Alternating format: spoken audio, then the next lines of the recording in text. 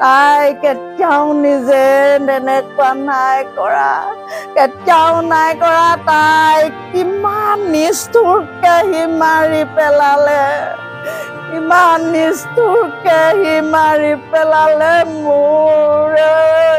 বন্ধু বান্ধৱীসকল, বৰ্তমানৰ সময়ত ছ'চিয়েল মিডিয়াত খলকনি সৃষ্টি কৰা এই বাতৰিটোৰ কথা হয়তো আপোনালোকেও জ্ঞাত।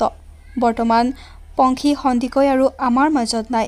এগৰাকী প্ৰতিভাৱান যুৱতীক মৰে মৰে হত্যা কৰে স্বামী নিতেশ দাসে।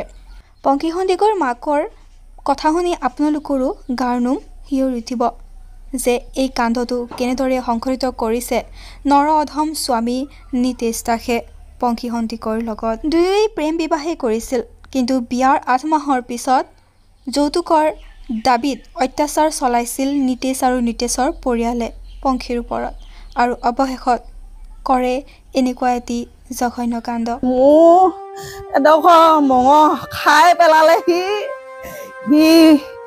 উচিত শাস্তি পাওক। মোৰ বুকু জুই কৰা তাৰ মাক বাপেকে পাওক। তাৰ মাক বাপেকো সেই চিধা জুই কৰা জ্বলক, তাৰ মাক বাপেকৰ বুকুত। সি মোৰ ছোৱালীজনীক যেনেকৈ শেষ কৰিলে সিও শেষ হওক, তাক আইনে উচিত শাস্তি দিয়ক। সি ছোৱালীজনীক ইমান মাৰিছে, মই চাবলৈ গৈছো, এইবোৰ কোলা আঙুলিকেইটা বহি আছে, এইভাগে তেজ বৈ আছে, এইভাগে দাঁত ভগা, গোটেইবোৰ কোলা।